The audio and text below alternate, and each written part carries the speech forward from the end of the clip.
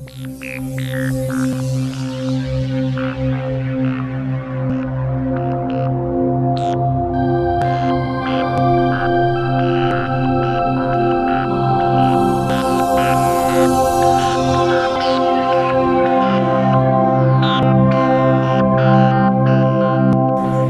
I want you to turn to the person sitting next to you,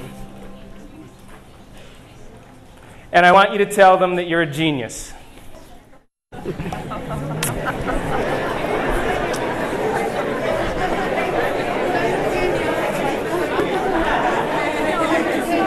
Hold on. All right.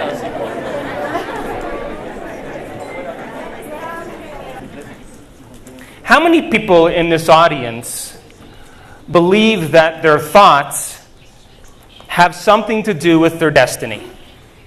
How many people believe that? So I got to know who I'm talking to here, right? Wow. That's really good. So now here's my next question. How come, as human beings, we keep creating the same circumstances in our life? The same job, the same relationships, the same conditions. How come nothing new happens in our life? I mean, if we accept that belief that our thoughts and our feelings produce our future, then the next question would be, what's happening in my life? Is there anything new happening? Now, quantum physics tells us that there are infinite potentials in the quantum field. In other words, there are innumerable experiences that are waiting as possibility for every single person. And that transcends culture and gender and race and political beliefs and intellectual ability. In other words, if you're alive and your heart is beating and you have a brain, you're creating reality, or you're creating your destiny based on how you're thinking and feeling. And nobody is excluded. Isn't that nice? So, how many people here saw the movie What the Bleep Do We Know? Did you like that movie? Yes. You know why you liked that movie? Because it was about you. It was about all of us. It spoke to your potential. It spoke to your possibility to change your mind. Quantum physics tells us, geniuses, that the environment is an extension of our mind. Now, if we change our mind, shouldn't something show up differently in our life? Come on, do you believe that? Yes. Yes. So if mind then is this process of thinking and feeling, then we have to say then that our habitual self that we've memorized as a personality, as an identity, is thinking the same thoughts every day and feeling the same feelings every single day. And yet we're expecting a different result in our life. Isn't that insanity?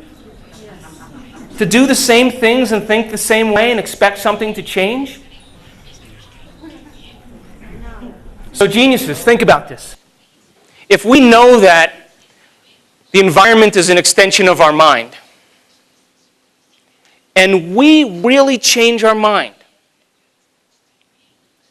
the quantum field of potentials should give us some feedback in our life. And then our life becomes a scientific experiment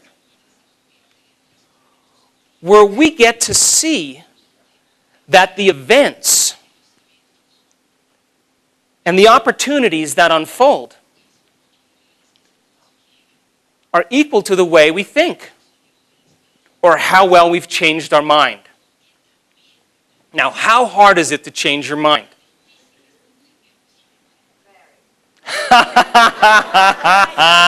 Now, I'm not talking about ordering chocolate ice cream instead of vanilla ice cream. I'm not talking about that. I'm talking about fundamentally mind, body, and soul. Now, every time you have a thought, you make a chemical. And if you have great thoughts,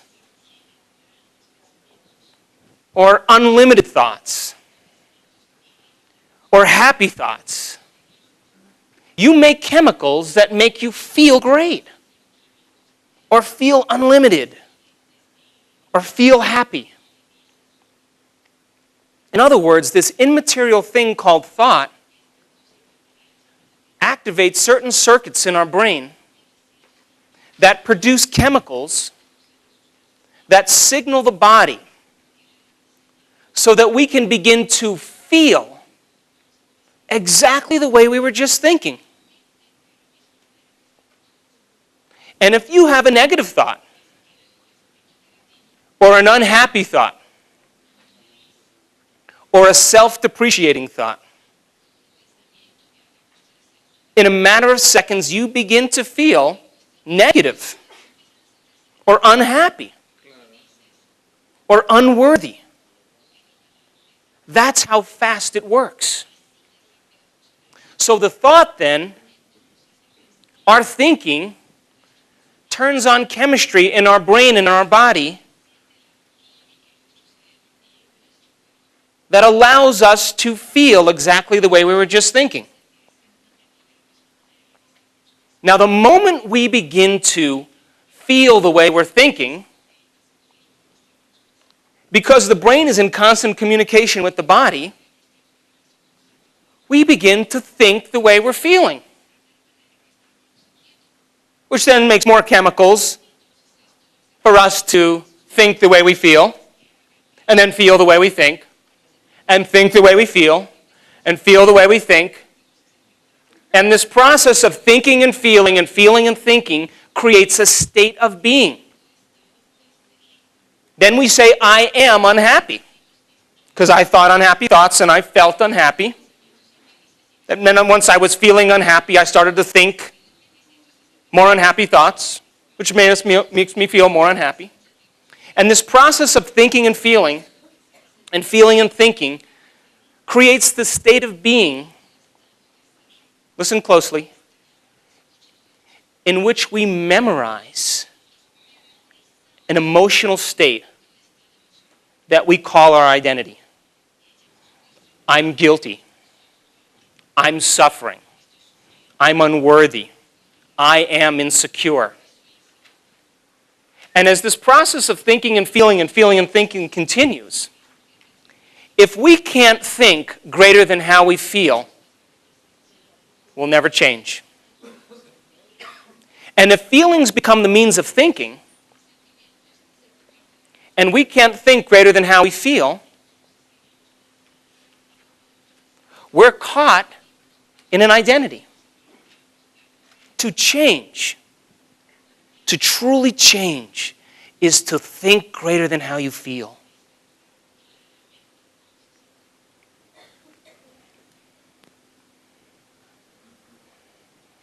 So, imagine now. Let's suppose you were thinking and feeling and thinking guilty thoughts that made you feel guilty. Just making it up. And the moment you begin to feel guilty, because you're feeling guilty, you begin to think guilty thoughts because you're feeling that way, which then makes more chemicals for you to feel and then think and feel. And you do that, say, for, I'm going to be conservative, 20 years.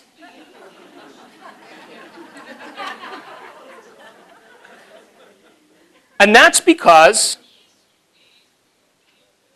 you inherited certain genetic patterns from your parents.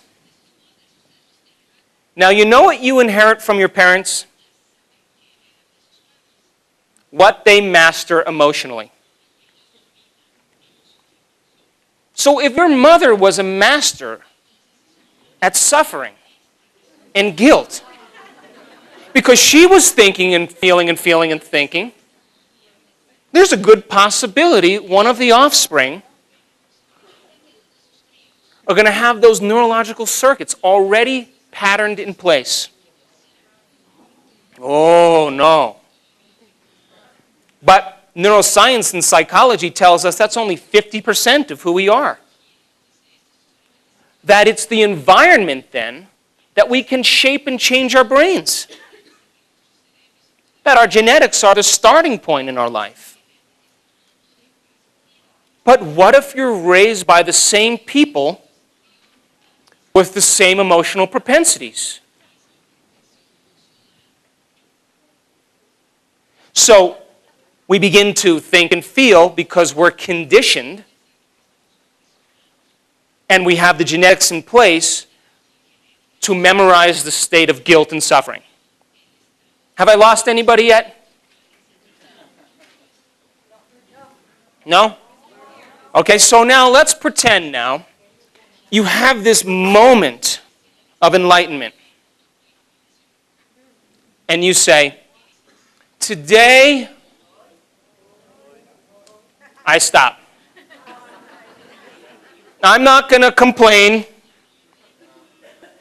I'm not going to blame. I'm not going to make excuses. And if you're Italian, I'm not going to have self-pity.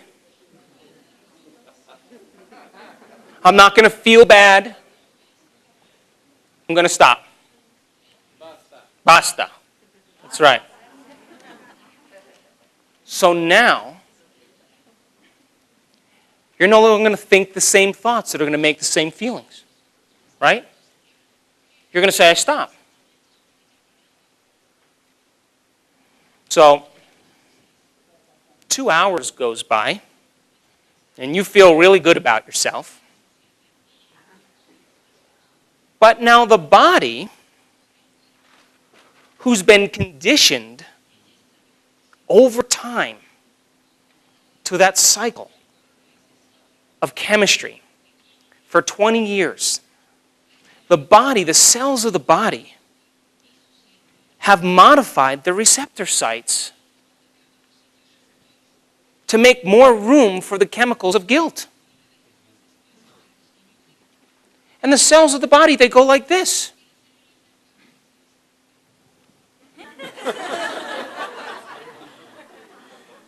What is she doing up there? We have changed our receptor sites. We've modified our chemistry. This continuity is pretty reliable. And all of a sudden, she's going to stop today. We can't have that. So all the cells of the body, they get together. And they say, let's send a message to the brain. So now they send a message up the spinal cord, right up to the circuits of the brain. I call that the fast track. Straight up. Now, at the same time, the chemistry of the body, the chemistry of guilt has lowered. Because you're not thinking and feeling the same way. So, values have lowered. And the thermostat in the brain, called the hypothalamus, says, values are going down. We got to make more. So it starts to signal the thinking brain to start to think in its habitual ways. And then the next thing you know, you start to hear these thoughts in your head, the chatter. And it starts to say things like, you can start tomorrow. Tomorrow's a better day. Not today. Or how about this one? Any other time but this time, this is a good reason to suffer. And of course, my favorite is, this doesn't feel right. And the moment we believe in that thought, the moment we listen to those sub-vocalizations in our brain, we immerse ourselves back into that automatic program and we return back to the normal self. Now, psychology tells us that 90% of who we are subconscious programs that we've memorized. 10% of our conscious mind is fighting against 90% of our subconscious automatic programs. So the person may consciously want to be happy. They may consciously want to be healthy. They may consciously want to be free. But the 20 years of guilt and suffering, the redundancy of those chemicals has conditioned the body to be the mind. And when the body becomes the mind, that's called a habit. A habit is when the body's become the mind. So the change then is to pull the mind out of the body and put it back in the brain. So, think about this. How many people here could, at some point in their life, couldn't consciously remember a phone number? And then they pick up the phone, they look down at the number, the keypad, and they go like this. And they dial the number. I mean, what's up with that? In other words, your conscious thinking brain couldn't remember it. But you practiced it so many times that your body knew better than your brain. Now, that is where our emotional reactions exist. That's where our personality and our behaviors stem from. Memorized automatic programs. And psychology tells us by the time we're 35 years old, the identity, the you and the me, the personality is completely formulated. Which means we have memorized a set of behaviors, a set of attitudes, a set of beliefs, a set of perceptions that are unconsciously programmed within us. So the person may consciously want to be happy, but their body has been conditioned to be the mind, and it's conditioned to be unhappy. So the mind and the body are in opposition. And when mind and body are in opposition, and the body has been conditioned to be the mind, the servant, which is the body, has become the master. And the master has gone off to sleep for 20 years. And now the master wants to get back on the throne. What's the servant going to say? Where you been? You don't know any of this stuff. So mind and body in opposition is the biggest reason people can't change. And when the conscious mind is going against 90% of that subconscious automatic state of mind. And when that program runs, when the automatic program begins, it's so memorized that it only takes a stimulus from the environment, from a person or a thing, or a stray thought in our own mind, and it cranks the program, it starts the program, and we go unconscious. So how awake are we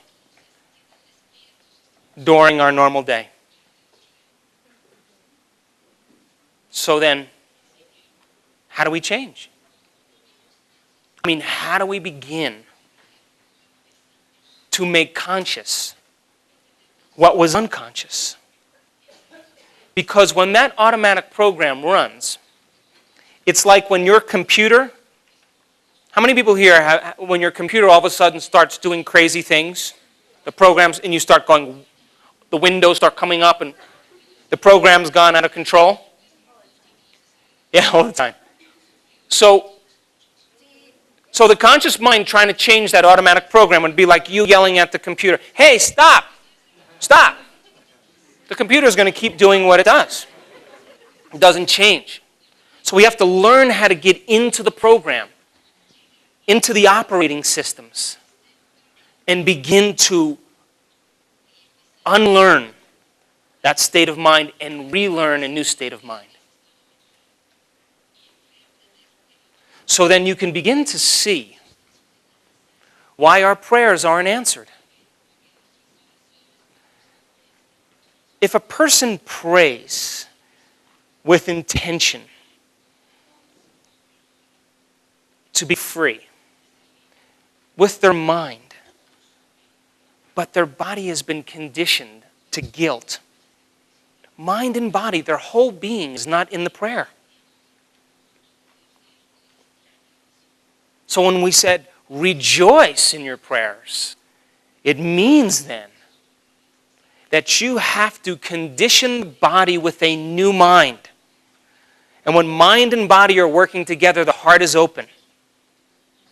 When mind and body are working together, the power of the universe is moving through us. And so then, I'm so happy to see so many men in the audience. Because when I lecture, most of the time it's women. But Latinos, they have a great balance between their head and their hearts. They really do. And men's brains work very differently than women's brains. Women? Men? Yes? Now, I love to study functional brain scans. I love them. And if you look at a functional brain scan, is a motion picture of the brain. And when we can see the brain in action, or we can see the brain at work, that's called mind. Mind is what the brain does. And with functional scans, we can see how the brain and mind are working. Now, ladies, if you look at a functional brain scan of a man resolving a problem, very single-minded, very same pattern. And if you say to the man, I'll give you a little hint to help you solve the problem. If you give them the hint, the scan doesn't change. Like when your husband's driving along and you're lost, and you say the map says this, and he doesn't listen, he goes the way he thinks he should go. That's because men are very single-minded. Single-minded. Single-minded. Intentional. Clear. Single-minded. That's why when they go Christmas shopping, they go out and they buy one present. They come home. They cross the name off the list. They wrap the present. put it under the tree, go back out the same day, hunt again, buy the second present, come home, cross the name off, wrap the next present. Very linear. Very methodical.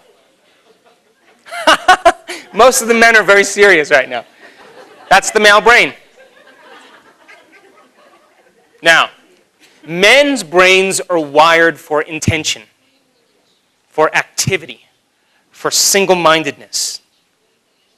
Now, if you look at a functional brain scan of a woman resolving a problem, oh my God. Gentlemen, it's like a lightning storm going on in there.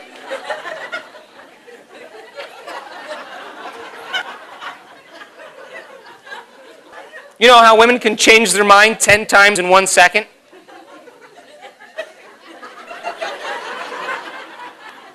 I was in a relationship with a woman one time, and when she started talking to me, I'd say, wait, tell me what you're going to say last first. Because I don't have a lot of time. Oh, I'm having fun now. So, women's brains genetically, gentlemen, men were hunters. Go out, provide, come back, protect. Simple, basic rules. Awareness in terms of protection and survival.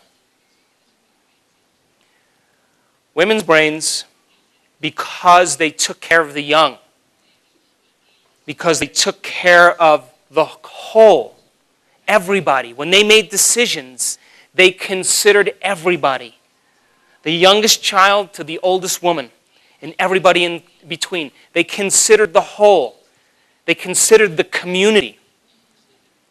And so their brains work in a very holistic fashion. They're considering all possibilities at the same time.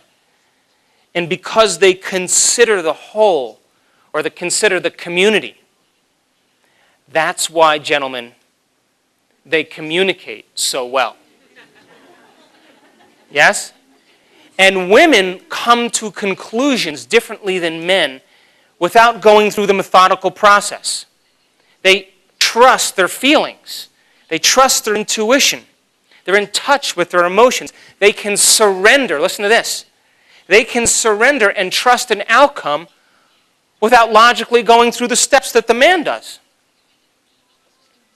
And any wise man, by the time he's 45,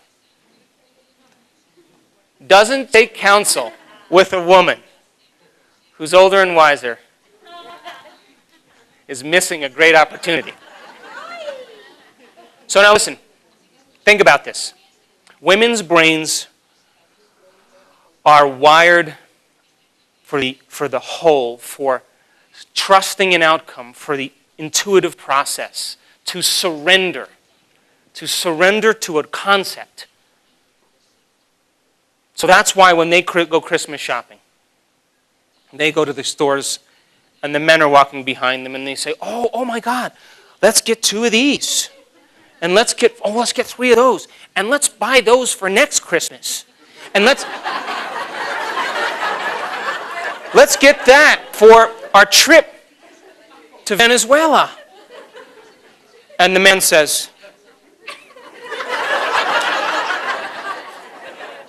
I'm going to go watch the soccer game. Come and find me. So now think about this. What are the 2 ingredients? By the way, there's a reason I'm telling you this. What are the 2 ingredients for creation? Thought and feelings. What are the 2 ingredients for creation? Intention and surrender. So men's brains, the reason I use so much science in my lectures is to get men to trust in an outcome they can't perceive with their senses. To surrender to the quantum field. Even though you can't see it or smell it or taste it or feel it or hear it. Can you believe in it even though It hasn't happened yet. So we have to provide the science for men to say, I got it. I understand. I can do it. So we have to teach men how to surrender. And women, of course, we have to teach them how to become clear, single-minded, to think about themselves instead of thinking about everybody else, and get clear on what they want. And you know that any man who is clear on what he wants and who is in touch with his emotions is a very attractive man. And a woman who is very single-minded and trusts in an outcome is a charismatic being. So it takes two ingredients. And the reason we know that, because there was an experiment done a ways back where they took DNA, you know DNA? And they put DNA into a vial. Now, this is for the men. And they said, we want you to intentionally, in your mind, these were with a group of skilled people who could pray. And by the way, prayer is a skill. They said, we want you to intend on this DNA unwinding. Focus and intend on it, just unwinding. And at the end of the time frame, when they checked the DNA, guess what happened? Nothing.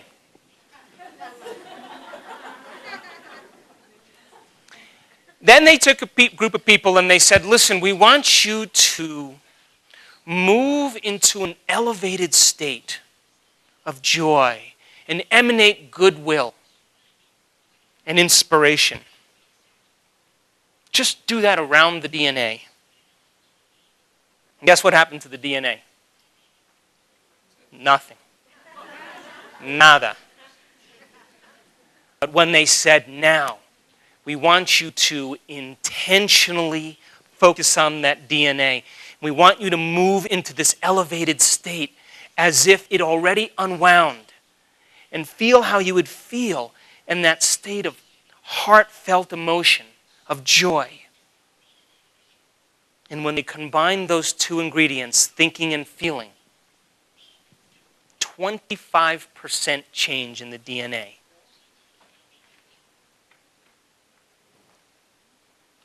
So what are you thinking and what are you feeling every single day?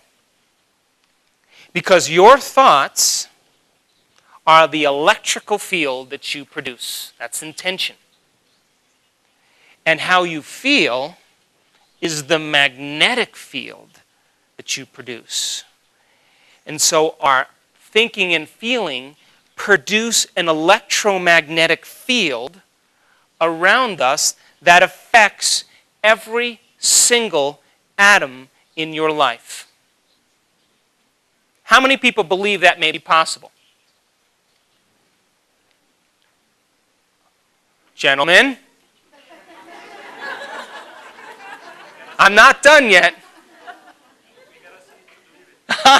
You got to see it to believe it. You got to believe it to see it.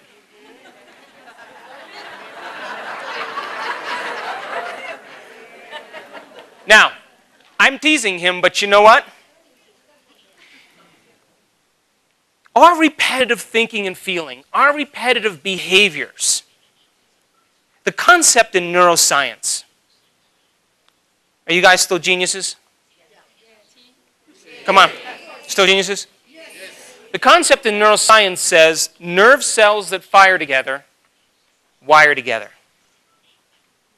So your repetitive thoughts and your repetitive actions, your behaviors and your intentions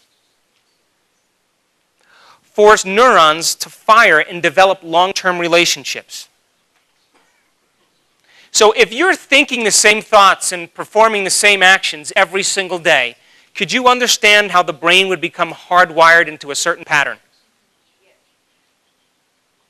20 years of thinking and feeling and behaving the same way, the neurons become very finite set of circuits. When someone says you're thinking in the box, you're not thinking any other way but the way you typically think. So then to think outside the box is to force the brain to fire in new sequences, in new patterns, and in new combinations. The concept in neuroscience is called neuroplasticity. And what is the main ingredient to make the brain begin to fire in new patterns, to begin to think outside the box? The main ingredient is called knowledge. Learning. Every time you learn something new, you make a new connection in your brain. Learning is making new synaptic connections.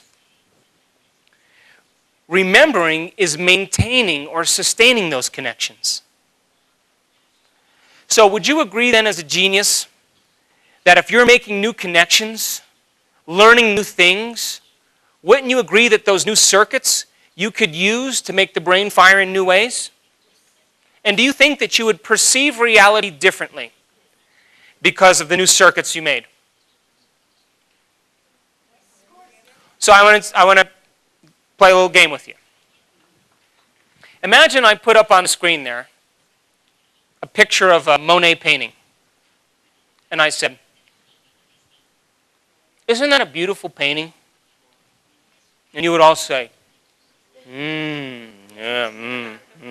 beautiful, beautiful.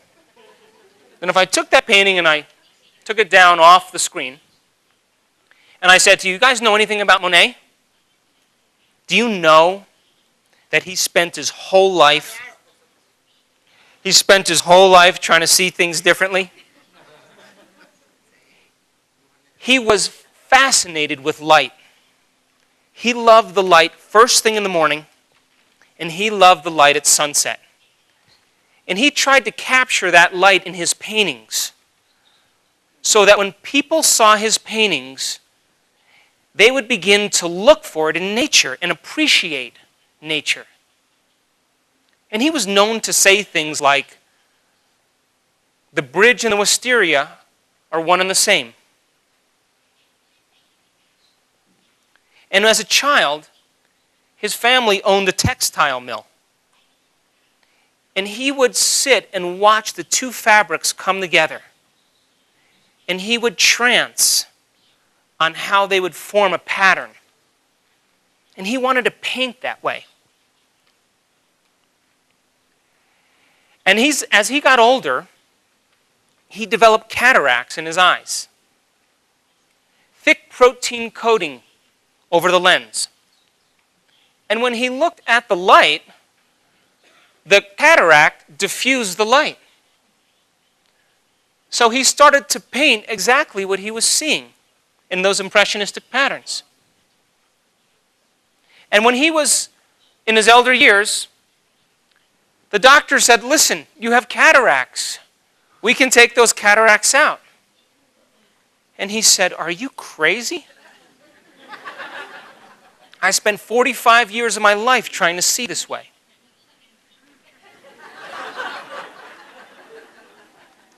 Now, if I put that painting back up on the screen, would you see it differently? Come on. What's changed?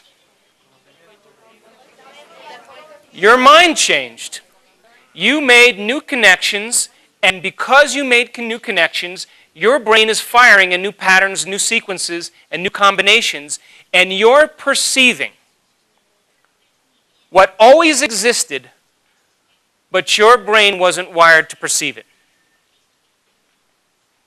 Now, do you think you perceive reality based on how your brain is wired? What's the difference between the wine connoisseur and the person who drinks wine out of a box?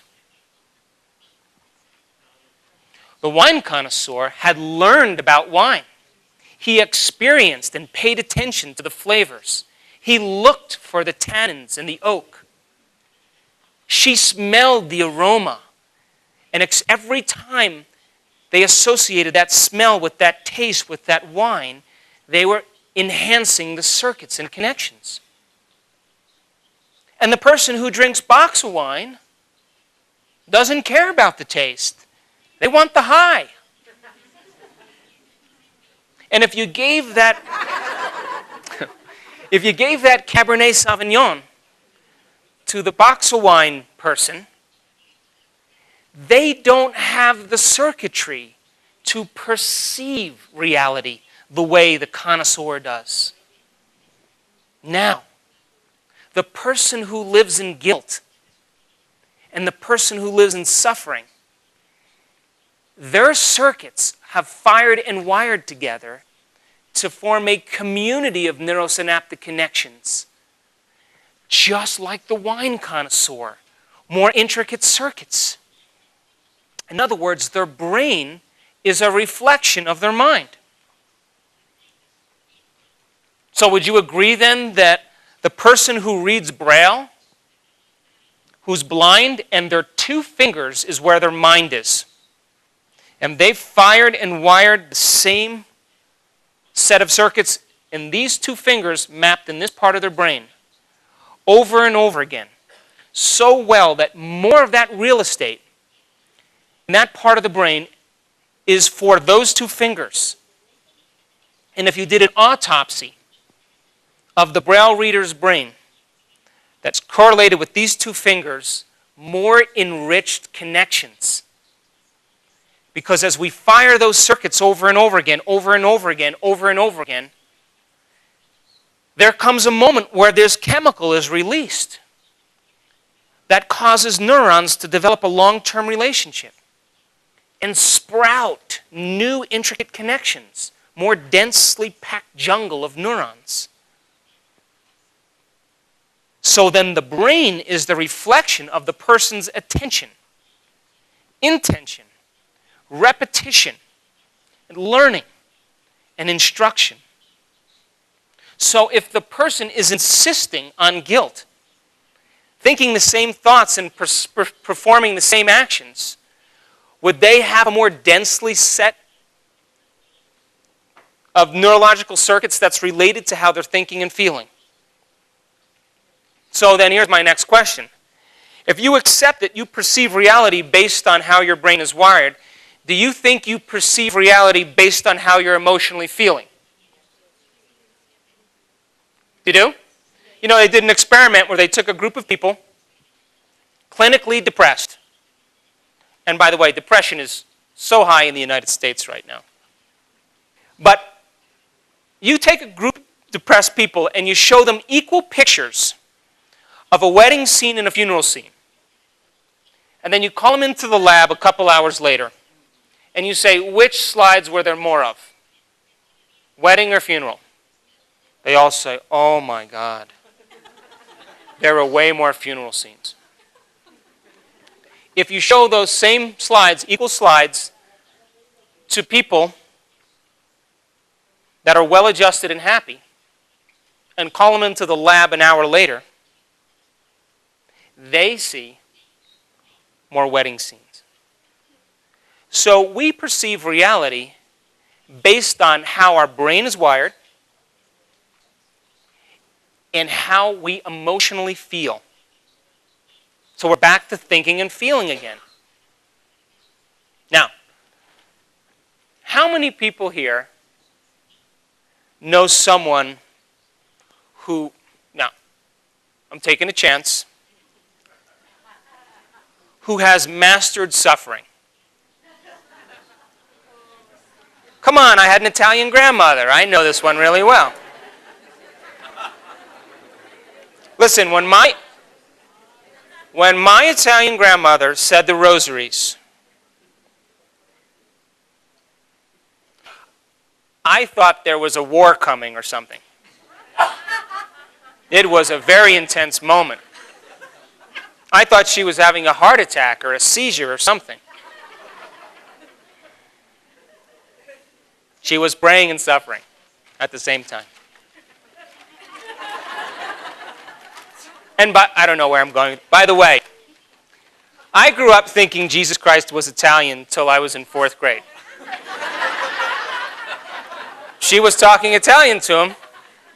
He looked Italian in all the pictures. So you know someone who's mastered suffering, right? And my definition of mastery is when our internal chemical state is greater than anything in our external world. We've memorized the emotional chemical state, and nothing can change us. So you know someone who's mastered suffering, right? How do we know that? Because you say to them, hey, did you read that book that I gave you? No. Did you watch that DVD? No. Hey, listen, we're going to go out to dinner. We're going to do a little dancing. We're going to go see some comedy. We're going to walk down the road and have some ice cream, and then we're going to meet up with some friends. You want to come? No. I've memorized this emotional state, and nothing in my environment, no person, no event, no experience, no condition, no thing is going to move me from this internal chemical state. That's mastery. Now, we have 3 brain systems in one. 3 brains that allow us to go from thinking to doing to being. And because we have these 3 brain systems, that person moved into a state of being so well that it is now an automatic subconscious state of mind. And that internal chemistry is so memorized that nothing can move them from it. And because we have 3 brain systems in place that allow us to go from thinking to doing to being, we can master an internal chemical state of joy. And we can insist on joy just as well as the person who suffers insists on guilt. And we can memorize that internal chemical state so well that nothing from our external environment can move us from it. Because the first brain that we have is the thinking brain. You're listening to me right now with your thinking brain. And as you pay attention, and as you begin to think in different ways, you're reinforcing circuits. You're learning philosophy and information. But that's not enough. We have to apply what we learn. We have to personalize it. We have to demonstrate it. We have to teach the body what the mind is intellectually understood. And when we get the body involved, when we modify our behavior, and we have a new experience, that new experience produces a new emotion. Because the end product of every experience is called an emotion. And feelings and emotions help us to remember experiences better. They tag the experience as important. You remember catching that fish off the coast of Cancun? You remember that surprise Christmas present? You remember your first kiss? All right, maybe your first You remember where you were on 9/11? You remember these things because something from the environment, some stimulus from the environment, produced some internal chemical change. And this external thing that produces some internal chemical change, you pay attention to. You say, what is this that's producing this feeling? Oh, it's that person, or it's that event, or it's this thing. And the identification with that external thing, with this internal change, says, that's a memory, because it's an event in and of itself. So now, with the new experience, in the midst of the experience, everything we're seeing and smelling and tasting and feeling and hearing, all of our 5 senses are sending information back to the brain through 5 different pathways. And it's causing gangs of neurons to string into place and to release chemicals. And those chemicals signal body so that you can remember the event. So now we're conditioning the body to learn what the mind has intellectually embraced. Now we have two brains working together. The emotional brain, the limbic brain. Now, to get people to go from thinking to doing is like herding cats. Because most people, they want to stay locked in that intellectual realm. So let's just say you read a book on compassion by the Dalai Lama. And now you decide that you got some knowledge and you're going to forgive your mother-in-law. So you forgive your mother-in-law and you have this new experience and you feel good. But you can't be asked to be canonized as a saint now. You can't have the experience once. You have to be able to repeat the experience over and over again, over and over again. You got to make it look natural and easy and second nature. And when we repeat it over and over again, we activate that third brain, that subconscious brain, the cerebellum, that is in a state of being now. We've practiced it so many times, we don't have to think about it any longer. And when we're in a state of being, our internal chemistry has been memorized. And now we master forgiveness. We master compassion. And we don't have to think about it because we are it. So now, living in that state of being means the electromagnetic field that's around us is working in congruence with the mind and the body. The mind and body are working together. And now we're in the natural state of being, and it takes no effort. It's second nature. It's simple. It's easy. And if we can master that internal chemical state, just like the person who suffers, now we're talking about change. Is unlearning that emotional state. What is the emotional state that you've memorized that you've decided that you are as a personality? That's not who you are. That's just some emotion that you think is who you are. So how does that happen? So you have an event in your life. Remember, experiences and events produce emotions. So you have an event in your life when you're 20 years old. And I don't know, I'm making this up. Your husband leaves you with 3 children. Okay? Now, that event produces some very strong emotions, right? And those emotions activate the primitive nervous system of survival, the fight or flight nervous system. And those chemicals of survival have us act in very predictable ways, bring up the negative emotions of fear and anger and hatred. You ever notice that when you're angry, you're frustrated? When you're frustrated, you hate. When you hate, you judge. When you judge, you're jealous. When you're jealous, you're envious. When you're envious, you're insecure. When you're insecure, you're competitive. When you're competitive, you're self-centered. When you're self-centered, you're important. When you're important, you're arrogant. Same chemicals driving the brain for thoughts and behavior. But did you ever notice that when you're in love, you're happy? When you're happy, you're allowing. When you're allowing, you're unconditional. When you're unconditional, you're inspired. And when you're inspired, you've got great ideas, and you don't hold on to things any longer. New chemicals driving our thoughts and driving our behaviors. So geniuses. The event happens. You're abandoned now, and you emotionally feel that feeling. Now listen to this. What people don't know is that as they remember the event, 2 years later, every time they remember the event, they produce the same chemicals in the brain and the body as if the event was happening. So your memory of the event signals the body. Suffer. Suffer. Suffer. Suffer again. Suffer, suffer, suffer.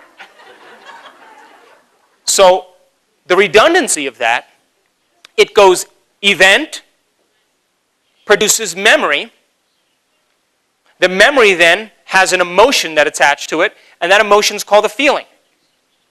So then every time the person thinks of the event that produces the memory, it reproduces the feeling of suffering. And they do this for years. The thought, the memory, the suffering. A year goes by, forget the thought, just the memory and the suffering. The memory and the suffering. The memory and the suffering. Forget the memory. Let's just suffer. That's who I am. So who are you? You say, who are you? Oh, let me tell you who I am. I'm the person who's suffering because my husband left me with 3 kids when I was 20 years old, and I'm going to tell you all about it. And as I tell you all about it, I'm going to work myself up into this state so that I can reaffirm my identity.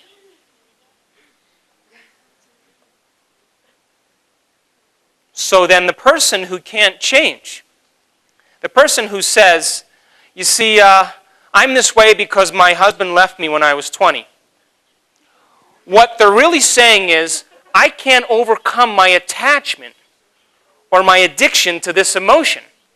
I can't get it off me, and it's so part of me that I'm going to tell you why I can't change. It's because of this event. Is that it's not the event. It's the emotion.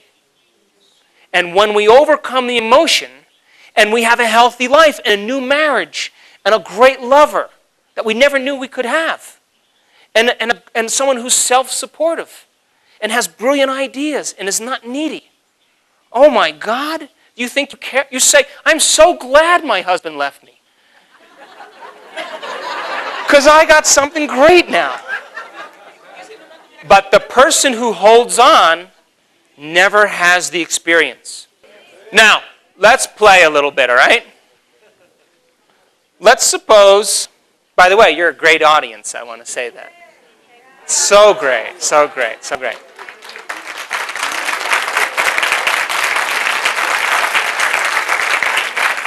You know, the greatest gift you could ever give anybody, as far as I'm concerned, the greatest gift you could ever give anybody is your attention. How often do we give our attention to somebody, our true presence of mind? That's the greatest gift you can give anybody. So I'm honored, by the way, that you're paying attention so well. So, can we play a little bit more? Geniuses? Let's suppose now your husband, before he left you, was abusive, was disrespectful, treated you less, but you had thoughts about that, you had experiences about it. He left you, and you thought about, oh, I should have said this to him, and in that time he did that, and you're thinking and feeling, and you're conditioning your body to be the mind of suffering. And you're neurologically wiring the circuits in place to memorize these hardwired circuits of suffering. The brain is reflecting how you're thinking and feeling and acting. Now let's just suppose we take your ex-husband, we put him in a straitjacket, we wrap him up, we put him in a cannon,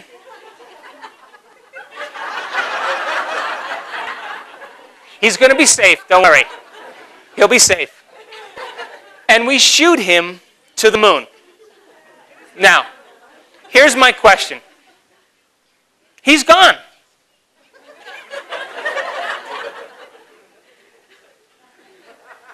Would you agree that your brain is still wired for suffering? Would you agree that your body is still conditioned for suffering? Brain and body, or mind and body are in alignment. You're the master of suffering. So, would you agree that you perceive reality based on how your brain is wired? So, guess who you pick in the next relationship? Same guy, different haircut. And maybe age. Out of 1,000 people, you'll pick him out. Because your brain is looking for that to fulfill your emotional needs. You know how we know that? Did you ever meet someone for the first time and you say, "Hi, how are you? What's your name?" Sally. Hi, I'm Joe. And then you say, where are you from? Mexico. My wife is Mexican.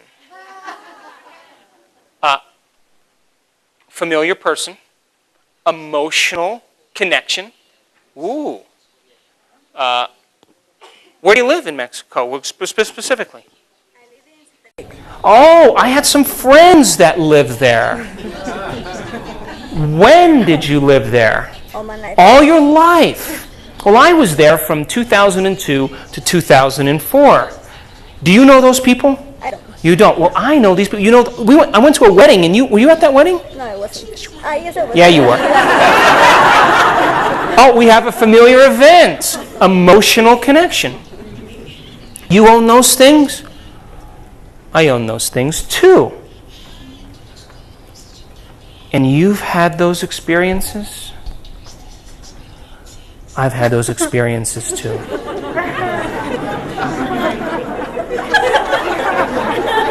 I like you. If emotions are the end product of experience, and we share the same experiences, wouldn't we share the same emotions? Come on, geniuses.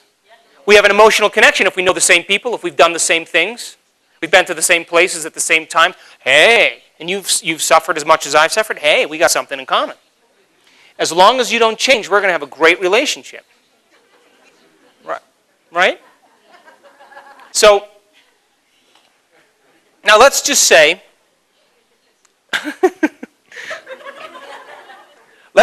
you have a person that you walk with every day and you complain about your life with. You know, you walk with your girlfriend and you complain about your boyfriends or your husbands. Or, you know, you have a friend that you golf with. Thank you. You have a friend that you golf with, and because you golf with this guy every day, you complain about business and the stock market and politics. And you have that emotional connection with them. Now all of a sudden you're going to change. And you're going to say, I'm not complaining anymore, I'm not blaming, I'm not making excuses, and I'm not feeling sorry for myself. And you're walking with your girlfriend, and she's going off, you know. And you're just walking, and she says, what is wrong with you today? Aren't you going to jump in with me? Or your friend, you know, you're golfing with, and you're playing great golf, and you're focused on the game, and he's complaining about all these things in his business, but you've decided not to complain anymore. They're going to say, hey, buddy, you okay? You're not gonna suffer with me here? I like you better the other way. And so in the process of change, we break our connection with the external world. We break our connection with the environment. We break our connection to all the elements that reinforce the automatic programs to define us as an identity. Neuroscience and psychology tells us that the brain... You guys still geniuses? So I want to ask you a question. The brain is organized, according to neuroscience, to reflect everything that you know in your life. Everything you know in the environment. A chair, a book, a person, place you live, place you're going to go, things you do, things you can demonstrate. The brain is organized to reflect everything we know in the environment. So if the brain is organized to reflect everything in the environment and our thoughts have something to do with our destiny, if the environment is causing us to think, if we're responding to the environment every single day by recognizing familiar people and familiar emotions and familiar places, wouldn't you agree then, if the environment is causing us to think, what are we creating more of the same? We're reinforcing the same circumstances in our life. In other words, As the environment causes us to think, we're only thinking equal to the environment, which causes the same things to unfold. To change is to think greater than the environment, to think greater than the circumstances in our life, to think greater than the conditions in our world. And by the way, geniuses, that's what we admire in history, the great people in history. Whether it was William Wallace, Mahatma Gandhi, Martin Luther King, charismatic leaders, Queen Elizabeth, they all said the same thing. They all said, you see, I have this dream. I have this vision. I have this idea. I can't get it out of my head. And, even though this dream hasn't manifested yet, I can't see it yet. I can't smell it or taste it or feel it or hear it. I don't have the experience of it yet. But I'm going to live as if it's already happened. I'm going to live as if it's happening now. And I don't care what happens to my body. I don't care what the conditions are in my life. And I don't care how long it takes. I'm just going to live as if it's already done. Now that leader is a true leader. Do you know why? Because he has mind and body working together. She has behavior matching her intention. She has thoughts and actions aligned. Mind and body are working together. A true leader has mind and body working together. A politician has his mind doing one thing and his body doing something else. So, can you believe in a thought, a dream, a vision, that you can't perceive with your senses, but you've thought about enough times in your mind that your brain is reflecting the event ahead of the experience? If you can live by that law, you're living by the quantum law. We can prepare the brain, the mind, and the body ahead of the actual experience. And if the brain, the mind, and the body are ahead of the actual experience, in the quantum field, the experience happened. Because the body and the mind are reflecting it already. So how does subjective mind affect the objective world? In other words, geniuses, does your environment control your thinking, or does your thinking control your environment? So if the brain and the mind and the body are ahead of the actual experience, and it looks like in the brain that the event happened, it looks like in the body's already changing as if the experience happened, wouldn't you agree then in the quantum field the event has happened? And now the event finds you. The quantum field rearranges your life. And it comes in a way you can't predict. And it's fun. And it's surprising. And it leaves no doubt that it came from this greater mind. Because if you can figure out how it's going to happen, it's not new. And the brain wouldn't change. It has to be a surprise. And the brain loves surprises. And so the brain is no longer a record of the past. But if the brain and the mind and the body are ahead of the experience, now the brain is a map to the future. And the privilege of being a human being is that we can make thought more real than anything else.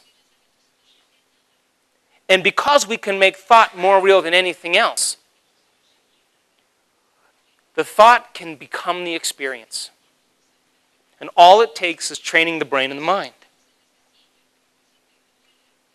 And when we get truly serious and we make up our mind, when you make up your mind about something, how many people have said, that is it. I am done. That's the first time your body says, oh my God, he's actually serious today. Instead of, I think I'm going to get happy. I think I'll start tomorrow.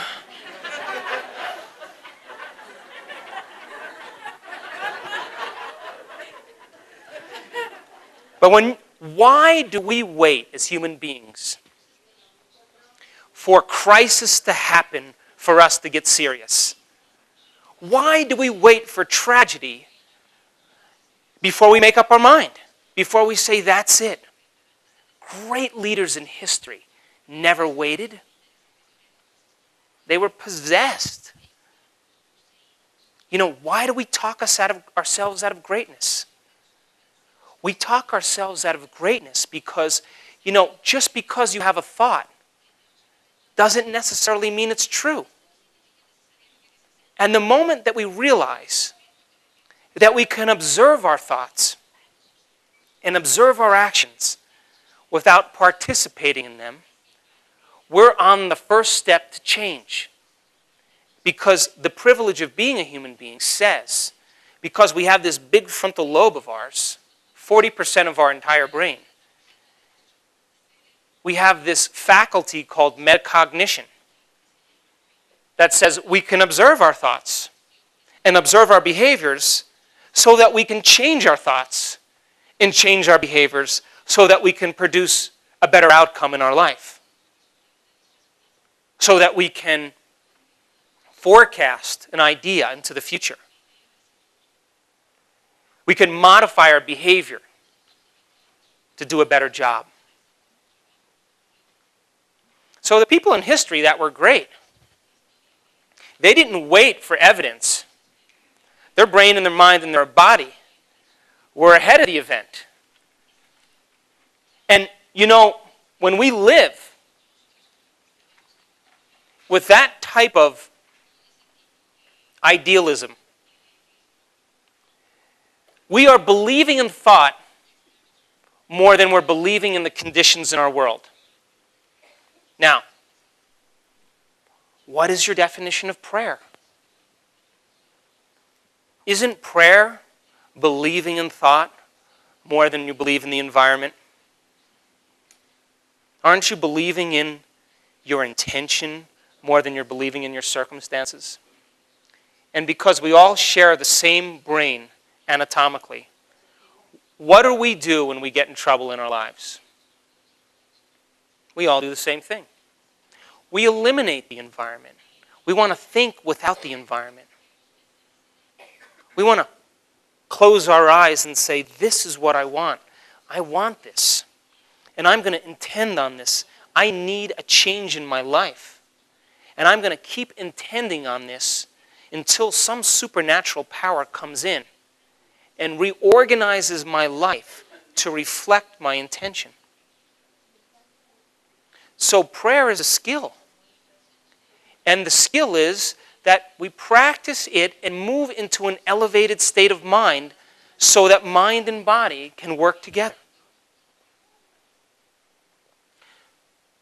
But we can't just do that if we just talk about this without doing it. I call it dinner conversation. Good dinner conversation. Nobody's really changed. You argued concepts and everybody's going to go back to doing what they do. So we wait for crisis to show up because crisis means you don't want to keep your social agreements anymore. You can't go on as business as usual because you're hurting or there's pain. And you got to get serious now because it's your health or your family or your life or your job. But we usually wait for crisis before we act. But if I told you that the body is a protein-producing machine, that skin cells make skin proteins, it's called collagen and elastin, and muscle cells make muscle proteins, it's called actin and myosin, and your stomach cells make stomach proteins, they're called enzymes. So the body is a protein-producing machine. Genes are expressed when they make proteins. Now, what turns on the gene are the chemicals from the brain that push the receptor sites that turn on the gene to make a protein. So if we keep thinking and feeling and feeling and thinking and making the same chemicals that activate the same receptor sites that turn on the same genes, we're going to start to wear those genes out. And you're going to start making cheaper proteins. And as we start making cheaper proteins, you're going to start to age. What is aging? All aging is improper protein production. What happens to your skin when you age? It wrinkles. Less collagen. What happens to your bones? They become brittle. Less collagen. What happens to your muscles? They atrophy. Less actin and myosin. So it's the redundancy of the same chemicals that activate the same genes that cause the body to move to its genetic destiny. So if we're not learning anything new, and we're not having any new experiences, now I'm not talking about eating Ethiopian food, or getting a new haircut. I'm not talking about new hairstyle. I'm not talking about that. I'm talking about having your thoughts create your destiny. An unknown experience. If we're not having those events in our life, we're left with the genetic circuits that we've inherited from our parents. Which means we're going to think the same thoughts as our parents, behave the same way as our parents, and feel the same feelings that our parents felt. But neuroscience says that the brain is not hardwired, not as hardwired as we once thought. That learning and experiencing upscale the hardware of the brain. And that genes are as plastic and as changeable as your brain. But genes are like on-off switches. They're like lights. Certain lights are turned on and other lights are turned off. And the redundancy of thinking and feeling and thinking keeps signaling the same cell to keep certain lights on and the other lights off. But could we theoretically turn on new lights and turn off other lights? Is that possible? So, if you were to take the genes of one cell out of a skin cell, and you were to stretch it end to end, it would go 2 meters high. If you took all the genes out of your body and stretched them from end to end out of all the cells of your body and lined them up end to end, it would go to the sun and back 150 times. If you took all the genes out of the 6 billion people on the planet and you put them all together, it would fit in a grain of rice. And we express 1.5% of our genes. The other 98.5% is junk DNA. Out of that 98% that we express, we're 96% chimpanzee. 300 genes away from a chimp. 70% rat. But the genes are a library of potential. And we can turn on new genes and turn off old genes. You know how we know that? Because they're beginning to do experiments to say, we know that anger and pain and fear and anxiety and stress dysregulate genes to cause disease. 75 to 90% of every person that shows up at a doctor's office in the Western world shows up because of a stress-related disorder. And those chemicals of stress are what begin to break the body down. So they said, if these negative emotions make us sick, in other words, if our thoughts can make us sick, can our thoughts make us well?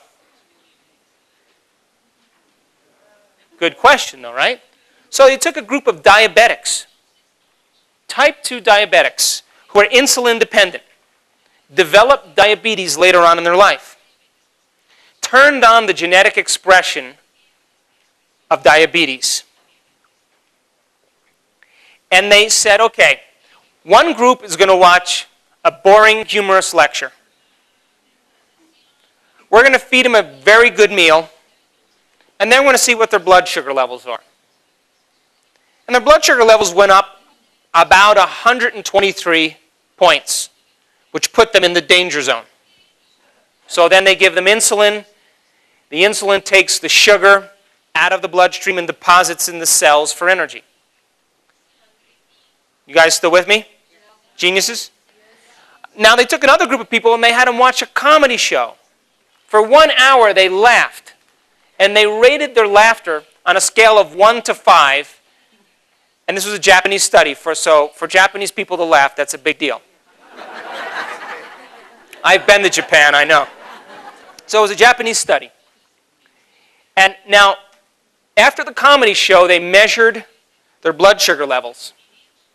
And those people who watched the comedy show, their blood sugar levels only rose about 70 points. Almost half of what the other people did. So then the scientists that did the experiment said, oh, well, you know, that's really simple. You start laughing, you contract your abdominal muscles, you contract your diaphragm, you're going to use up blood, sugar. But the geneticist that did the experiment, he tested the gene. Now check this out. They turned on some 23 genes in 1 hour just from laughing. 23 genes. They turned on new lights and they turned off old lights. In other words, the genetic expression of diabetes got turned off to some degree, and the genetic expression of health got turned on, regulating glucose, just from laughing. Now, did they say, I got to think to my pancreas, you make insulin? Or did they just move into an elevated state of joy? Come on, which did they do? Why is it that when someone is subjected to stressful conditions in their life, that their hair turns gray overnight? Overnight. That's genes at work. So what genes are you turning on? What lights do you have on? And what lights do you have off? What have you memorized emotionally that you live by, that you think that is your identity? Because remember we said thought, memory, feeling, thought, memory, feeling, memory, feeling, memory, feeling, feeling. This is who I am. Now if we could remove that emotion that's driving your thinking, driving your behavior, and driving those other feelings, would you agree then you could unlearn that and make room to memorize a new emotional state? How many people think that's possible? Now, if you can get mind and body working together where you're not only thinking it, you're feeling it, and now your thinking, your intention is producing an electrical field, and your feeling is creating that magnetic field, and your electromagnetic field is joy, then wouldn't you agree then that something's got to show up unusual in your life? Because now you're living the prayer. You are it. You're being it. And the quantum field only responds to whoever we're being. Who we're being, what we've memorized. So a person can say, I'm thinking positive. I'm thinking thoughts that are positive, but how are they being? Negative. So mind and body are in opposition. They could pray all they want for a great outcome, but if they're feeling the opposite, it doesn't work. Why does the placebo work? Why can you give someone a sugar pill? Why can you give them a saline injection? Why is it that you can fake a surgery? And people over 2 years are still better. Do you know why? Because they automatically started to think that they were better. And then they started to act as if they were better. then they started to feel better. And their thinking and acting and feeling allowed that infinite mind in us to give life to whoever we're being. Now that infinite mind is in every human being, independent of their culture or their race or their gender or their creed. And so, however we're being, however we're thinking and feeling and acting, if the placebo was given and you're acting as if you're better and thinking as if you're better, the thinking and acting is going to produce a state of being. Thinking, doing, being. And then that subconscious mind that's giving us life, that's keeping your heart beating and digesting your food and filtering your blood, that's organizing all the events, it responds to whoever we're being. And it loves us enough to give us life on our terms. That unconditional. So, you may say, well, Joe, that subconscious brain that's keeping my heart beating, in actuality, that's the autonomic nervous system that does that. The automatic nervous system. So then I would say, okay, let's look at the autonomic nervous system. Where in the autonomic nervous system controls the way your heart beats and regulates your blood sugar levels and keeps genes on and genes off? Oh, you have to look in the brain. Okay, let's look in the brain. What part of the brain? Oh, it's in the limbic brain. Okay, let's look in the automatic limbic brain. Let's look in the organ.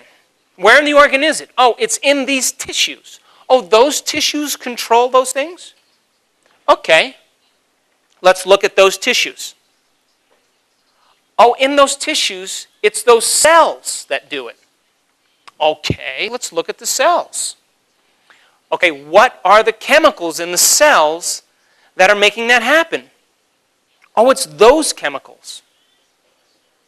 But who's giving the instruction to those chemicals to do that if they're just inert materials? Oh, it's the molecules and the chemicals that do it. Let's look at the molecules. What are the molecules, man? Oh, those are atoms. It's the atoms that are doing it. Okay, well, let's look at the atoms. Well, 99% of the atom is nothing. It's invisible. It's energy. It's electromagnetism that's instructing the atoms, which instruct the molecules, which instruct the chemicals, which instruct the cells, which instruct the cell membrane, which instruct the tissues, which instruct the organ, which instructs the system, which instructs the body. And that immaterial aspect of us that has a mind that's so much greater than our mind gives us life on our terms. And so, have you developed a relationship with that intelligence? Have you taken time to interact with that mind every day? Just like you have a relationship with your husband or your girlfriend or your wife or your dog or your cat or your kids, even though it's invisible. Have you taken the time to give thanks for your life? Have you taken time to say, how can I do a better job today? I want to surrender my suffering to this mind. I need your help. Why do we wait for the end? Why not take care of the emotion that's going to lead to the physical manifestation later on in your life? Can you beat the health condition? And if you can get your mind and body working together and get that old mind out of the body and put a new mind in and maintain that modified state of being, your life should change. Now, if you gained a new mind that had new thoughts and new feelings, and you practice that every day, in the beginning it's hard. Just like learning how to play tennis. It takes a little practice. You got to put all your attention on it. But if you keep going, it starts to become familiar, doesn't it? Now, do you know the definition of meditation? The exact Tibetan translation? The exact translation. Close. The translation means, meditation means, to become familiar with. That's it. Nothing mystical. We're going to demystify meditation. So, if you sat down and said, I want to change myself, I better become familiar with this feeling. Instead of turning on the TV, instead of getting on the computer, Latinos, instead of getting on the cell phone, set it down and say, what is this feeling? Ugh. I'm running from this feeling. I'm not going to run from it anymore. I'm going to look at it. And what are the thoughts that I think when I feel this way? How do I really think? How do I behave when this consumes me? I want to become aware of it. I want to make conscious what was once unconscious. And what are the other feelings that I work myself up into? Now, if you were able to do that and become familiar with your unconscious thoughts, your unconscious actions, your unconscious behavior, and your unconscious feelings, and you became conscious of them, would you be meditating? Come on, geniuses. Absolutely. Absolutely. Nothing mystical about that. We just went into the automatic program, we brought the material out, and we set it out, and we're looking at it. And if we can become conscious of it, guess what? Tomorrow, because we're aware, we say, anger is how I've lived my life, and if I respond now, I'm going to go unconscious, and it's going to be 8 o'clock, and I'm going to be gone. But if I restrain myself, because if I get angry, the only person I'm affecting are my own cells, not that person, but me. Guess what? I'm not going to respond. I love myself enough. This is loving to me to not do that. And you make a different choice. Would you agree that you're on a different future? And if you made that choice the next day and was able to do it day after day, would you agree that now you're on a whole new lifeline, a new timeline, a new quantum potential? This is how simple quantum physics is. You choose a change and you maintain that change, you're going to be thinking and acting in different ways, and you're going to walk away from your genetic destiny. And you're going to keep practicing it until it becomes visceral, it becomes physiological, it becomes part of you. It is you. So then if I said to you, what is the greatest ideal of yourself? What would a great person think? How would a great person act? How would they feel? Would they be, my definition of inspiration is to move and act without consideration. When you're inspired, you're not considering obstacles. There are no obstacles. There's just life to live. And if I said to you, what's the greatest ideal of yourself? And as you began to fire and wire neurons by thinking in new ways. So if you can begin to think in new ways and become familiar with it because you're reviewing it over and over again, the repetition makes it familiar. Would you agree that you're becoming familiar with a new mind? Are you meditating? Absolutely are. And if you're expressing a new ideal of yourself, would you agree that that infinite mind that's moving through you, keeping your heart beating and digesting your food, and that same infinite mind that's keeping the planets rotating around the sun, do you think it could work a new opportunity for you in your life? It already is waiting. But we have to begin to think and feel differently. That means that you got to put a new mind in your body. And you have to unlearn that old self and relearn that new self. In neuroscience, it's called pruning. Pruning away the circuits. Because nerve cells that no longer fire together no longer wire together. And the hardware of the brain changes. And if you could at the same time think and feel in new ways, would you agree that you would be forming new circuits and connections that would be called sprouting in neuroscience? So we let down the old and we create the new. And not just saying you intellectually understand it, but now you're living as if the experience is happening right now. Now that is my definition of genius. To be uncomfortable in the beginning and to be okay with it. But pursue onward until it becomes familiar and easy and second nature. The word meditation in Sanskrit means to cultivate up a new self. How, if you're a Himalayan master and you come down out of the mountains and you're enlightened, and the farmers say, how did you do that? What do you think they're going to say? You got to dig up the old self, pull out the weeds, dig up the old crops, make room for the new, and we're going to plant a new self. To cultivate self is to meditate. And there's nothing mystical about it. The Buddhists talk about it in a simple way. What is that human aspect of yourself that's driven by destructive emotions? And get familiar with who you are. And think about it a lot. Observe yourself and your actions. And we'll give you the antidote. If it's anger, we'll teach you compassion. And that's a state of mind and body. And if it's jealousy, it's loving kindness. And that state of mind. And we can unlearn the old and replace the new. And human beings have unlimited potential because we have proof in our brain and in our genes that we're much more than we think. It's that we talk ourselves out of greatness every single day. And we believe that that's true.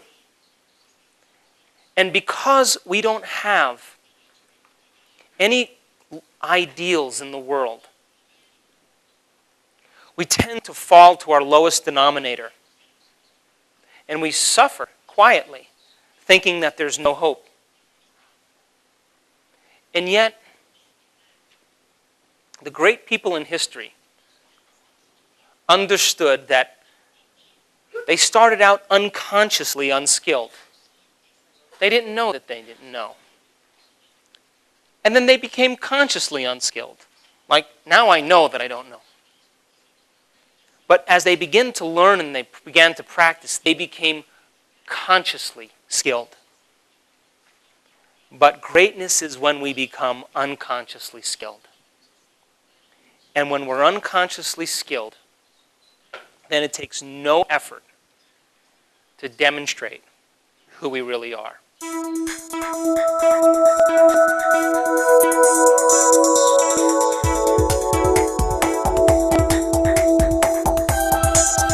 Well, the concept of reinvention of self is a concept in neuroscience that everybody's beginning to understand as a possibility.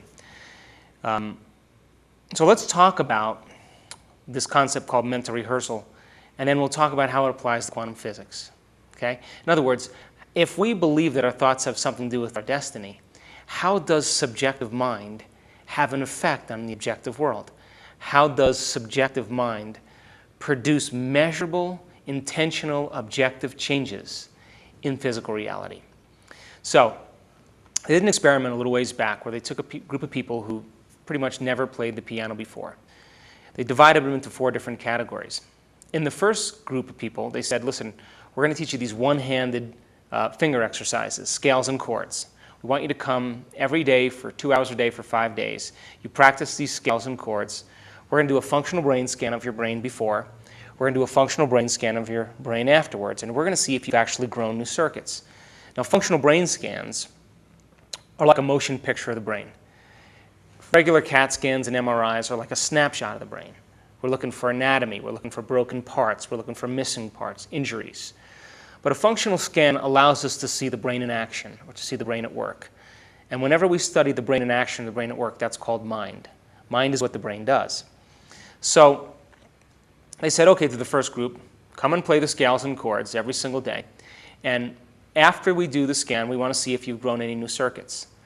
So the people came and played every single day, and after 5 days, of course, they grew a whole new set of circuits on the opposite side of their brain. Well, that makes sense. If you learn something new, learning's making new connections.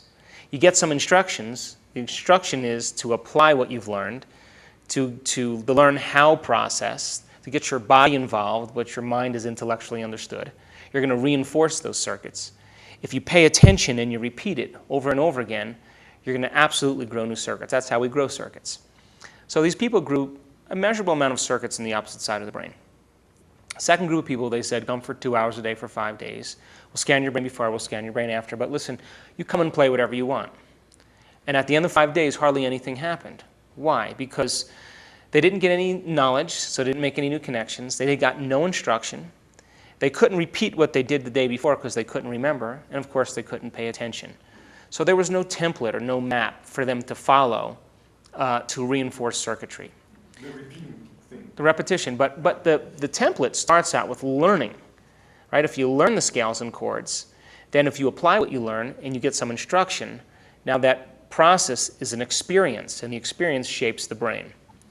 So the third group of people, they said, don't even show up. And of course, there was no change in their brain at all. In other words, don't learn anything new, don't do anything differently, and your brain doesn't change.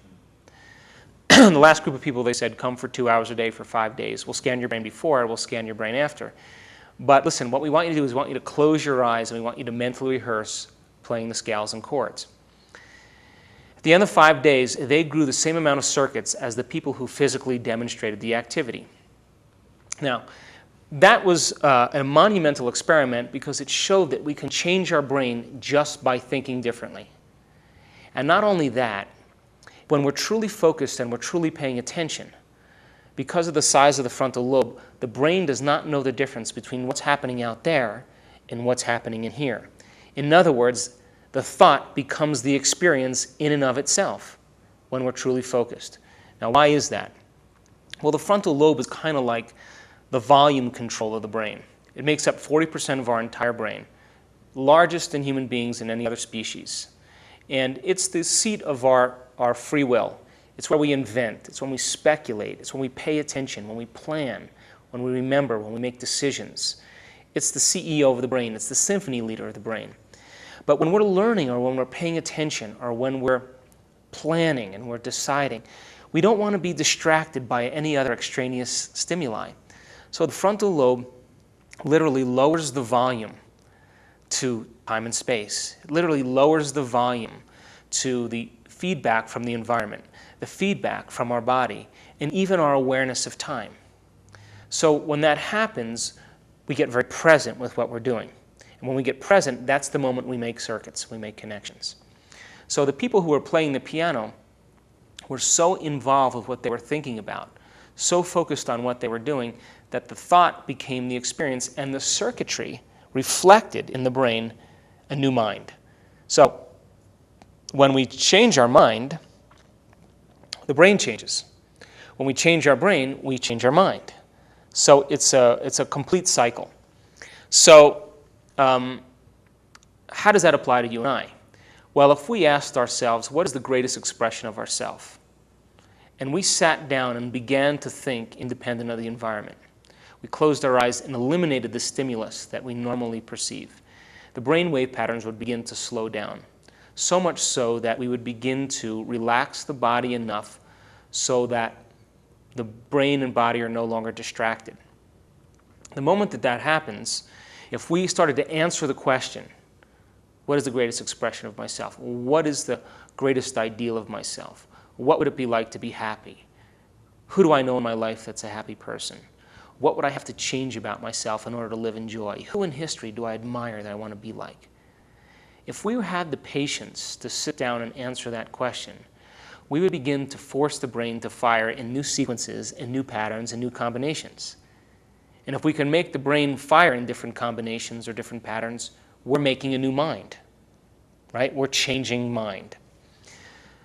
So we can change our brain just by thinking, but you may say, well, what is that? That doesn't really change the body. How does that change the body? Well, they did another experiment where they took a group of people and they said, look, we want you to pull a spring with your finger for an hour a day for 4 weeks.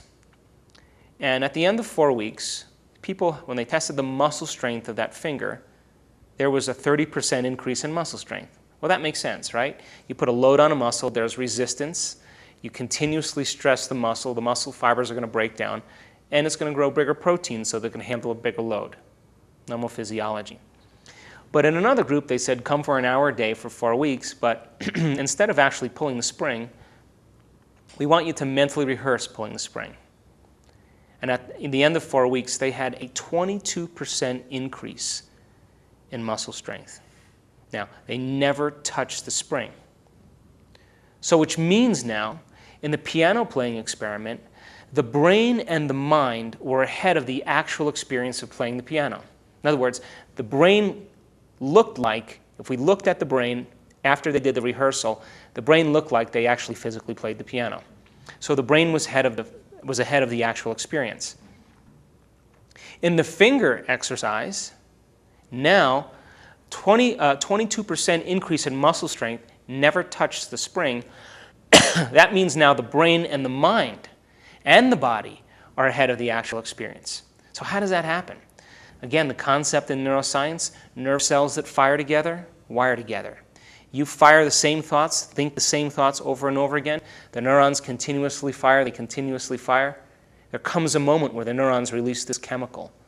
It's like a miracle grow. It's like a fertilizer. It's like a glue that causes neurons to develop not only a long-term relationship with each other, but sprout more intricate connections.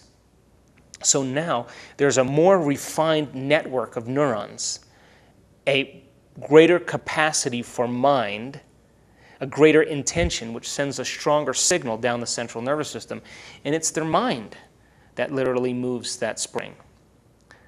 So then you say, well, it didn't change the body physically.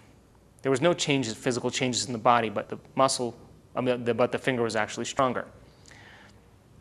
So they did another experiment where they took a group of men that they asked them to come and mentally rehearse curling a dumbbell in their mind over and over again.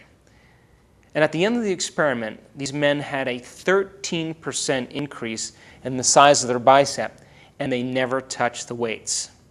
Now we're seeing now that through rehearsal, through the proper rehearsal, we can prepare the brain, the mind, and the body to be ahead of the actual experience. Which means then, if subjective mind is going to have an effect on the objective world, if the brain and the mind and body are reflecting the event as if the experience happened, it means in the quantum field, the experience finds us. Because the brain and body and mind are prepared for the experience. Now the problem is with most people, they're so conditioned by the environment that to think without the environment, they realize how conditioned their mind is to pay attention to the extraneous stimuli that they've been conditioned to pay attention to.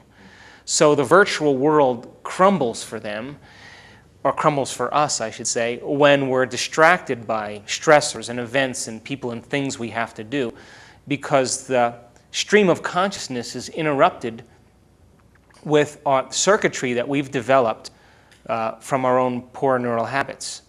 So the idea then is that how do we learn how to pay attention?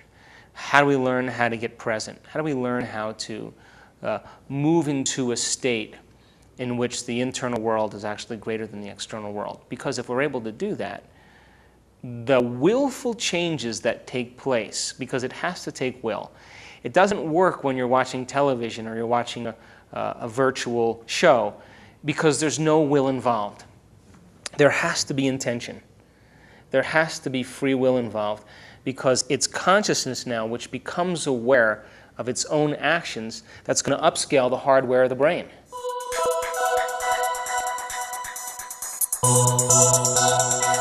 So let's talk about video gaming, because it's a phenomenon in our culture right now.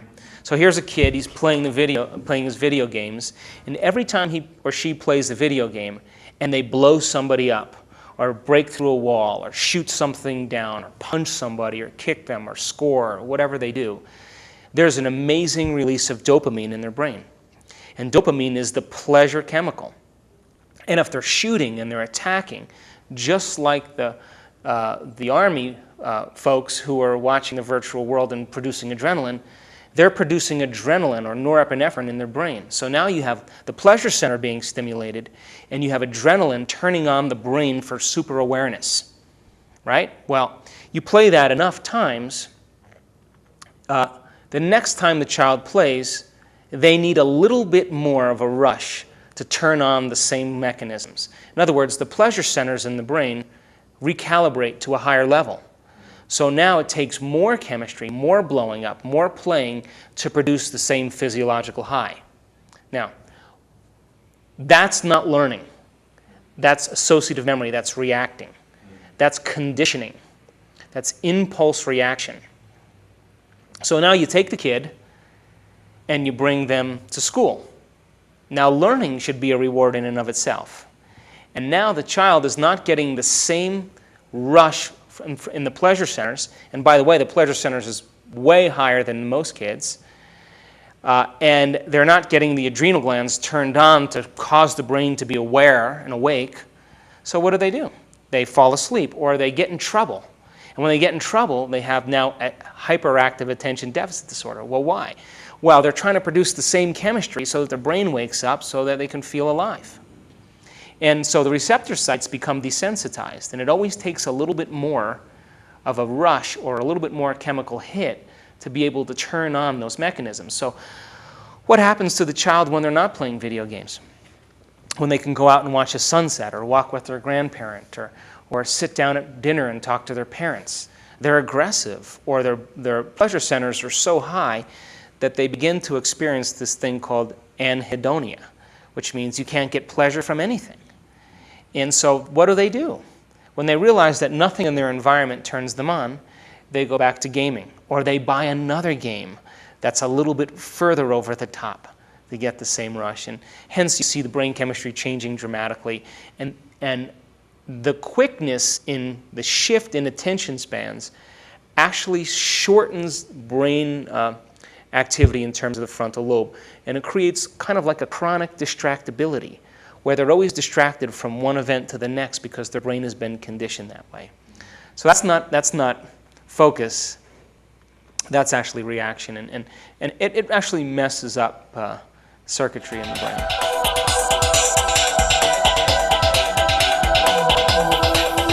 Yeah, you have to be present. Time and space have to disappear.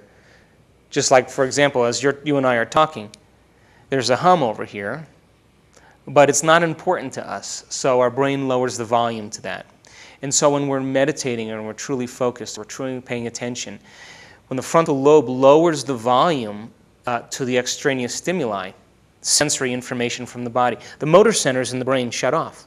In other words, there's no mind there any longer. So there's no activity there. If there's no activity, there's no mind. The parietal centers, the circuits for time and space, they shut off. So there is no time. Yeah, the lights go out. So now the only thing that's being processed is the thought. The emotional centers cool down as well. And so now the reality is the thought. And that's when the brain captures it and begins to pattern it three-dimensionally. I mean, my definition of true presence and true attention is when I forget about myself. When you're so involved with what you're doing that you want to elongate the moment, you want it to last. You're not running from it, but you're expanding into the moment instead of contracting from the moment. Oh, by the way, neuroscience is actually showing right now that attention is a skill, that you can improve it. Just like golf or tennis or any other skill that you learn, that the more you pay attention and the more you practice being attentive, the more the brain will change. And the brain will begin to produce brainwave patterns that are more coherent on an electroencephalograph. That coherent frequency or that coherent pattern is when neurons love to gang up and dance to the same rhythm and make new circuits and new connections. So we can take people who have attention problems and we can train them then to begin to improve their attention so that so mind has more control over the body.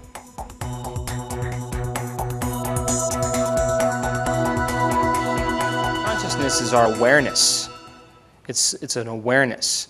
So when we're aware and we're present with whatever thought we're embracing, the brain can record the event, the thought as an experience. And so most of the time in our waking day, our awareness is on the body, the environment, and time. Our brains are conditioned to pay attention to the environment through our senses and to be aware of our body and how it's feeling and to be aware of time. That's a very simple survival mechanism. And it's also kind of this pain and pleasure mechanism because the thinking brain is always evaluating the environment to determine what's going to feel good based on its memory, and it's going to want to move towards that and move away from what's going to be uncomfortable and what feels bad. Now that's basically how we've learned throughout our entire life. When an infant is young and it cries out and it gets fed, it learns to associate crying out with being fed because that is a positive identification or association that gives rise to a habit or a behavior. Something externally from me produces some internal chemical change. And that external thing producing this internal chemical change, I'm going to notice my internal subjective chemical change, and I'm going to pay attention to that so the next time I know how to get it. Move towards comfort. By the same means, if you put your finger on the hot stove as a kid or stick a fork in the light socket, in a matter of seconds you learn to associate pain with that activity. So 1 or 2 times, maybe 3, you start to pay attention with that internal chemical change called pain with that external event. And that causes us to develop negative associations or identifications that give rise to habits and behaviors. So we're conditioned in our life to move towards feeling good and move away from feeling bad. Now that's really good in terms of chemical needs and development. But when we get into bad habits, then it becomes interesting because to change is an uncomfortable process. To change is to think greater than how you feel. To think greater than your current chemical continuity, to think greater than the conditions in your environment, and to think greater than time. In other words, we have to think and act greater than what we typically do with the environment, the body, and time. It means we have to shift our attention from the constant stimulation from the body, the environment, and time, and begin to think in different ways. And so the other means of development is called creation. And when we're truly creating, there is no body, there is no thing, there is no time. In the process of creation, the brain now begins to work in different ways so that we can plan. We can devise a strategy. We can think about how we can modify our behavior. And as we begin to speculate possibilities, the brain, the frontal lobe, begins to take all of the knowledge and experience that it has, the neural networks that are reflected in terms of things we philosophically know or events we've experienced, and our wisdom as well, and begins to seamlessly piece it together to create a new idea or a new model. And now that new model becomes the plan. Now, it takes a few times to reinforce the circuitry to maintain that level of mind. Because the moment some extraneous thought takes place in our brain or some stimulus in the environment activates the familiar circuits, we forget our intentions. We forget what we were just planning on becoming. And so there's this tug of war between the old self and the new self. There's a strong pull back to the familiar self. So the importance of retreating from our world at times, retreating from our typical environment, the familiar people and the familiar job, the familiar things we do at the familiar place, no longer letting the environment to control our thinking, and we retreat from the environment. We begin to ask ourselves these frontal lobe questions. That is the reinvention process in and of itself, that as we begin to retreat from the world and we begin to separate ourselves from the typical stimuli, we're no longer acting and activating the same circuits, which gives the brain a chance to think independently of the environment. And as we said last time, that's what meditation is to become familiar with the old self, its unconscious thoughts, actions, and feelings, and become so familiar with it that we can now gain conscious control over it. And then to reinvent a new self and be able to familiarize ourselves with that new mind and be able to reproduce that mind at will and make it look natural and easy. Now we have a new self emerging. And that new self will have a new stream of consciousness that comes with it and a new set of chemical messengers or messages to the body that signal the body to feel in love or enlightened or inspired or generous or free or whatever we want to do. So we can create a new cycle of thinking and feeling and feeling and thinking that can become a new automatic state of being. But it's important to unlearn the old pattern. And we can't just go for the new without cultivating and pulling out the old and changing the old. So the process of meditation or the process of contemplation or the process of thinking without the environment takes focused concentration. And it also takes learning new things, because when we learn new things, The learning of that new thing creates the raw materials for us to begin to say, I got more building materials for a bigger idea of myself, a bigger dream, a bigger vision for myself or for the world. So that's why the learning keeps the brain active. It's developing new circuits. We're weighing what we know against what we don't know.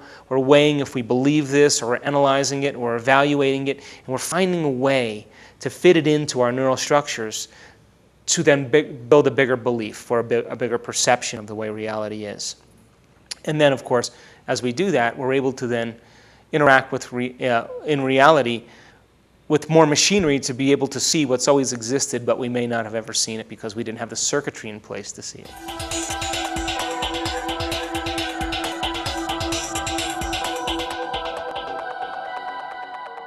Creating this ego is the one that creates this separation. The ego is the when we get rooted in our ego, it means that all the automatic emotional states have been finalized, our behaviors are complete, and our thinking and our attitudes are predictable. And so when the ego is living as the ego, it's concerned about self. Its attention is on self. And because we have to survive in a culture, in a world that requires us to live in survival, the chemicals of survival drive the ego to push for what it wants, right? To push or force or gain control of, to repel, I guess. To get what we want, we have to use force to get it. Or the opposite, the ego pulls, or it attaches, or it addicts itself to it, becomes addicted to, or needs. So then holds on would be a great word to use. So that's the extremity of the reflection of the way we really are, which is both intention and surrender, thought and emotion, or activity, or focused concentration. The electrical field and the magnetic field become very polarized in the end. And so when the chemicals of stress push us into survival, we're thinking about how we can get what we want for ourselves in a certain amount of time in the environment by using our body, by using our senses, by being animal in a sense, just being overly exerting, pushing. And then by the same means, for certain people, the chemicals of stress drive them into weakness and depression and holding on and contraction, and they're attached. And so they become attached to memories and emotions. But that's the extremity, and the ego works, it holds itself in place with that very large extremity.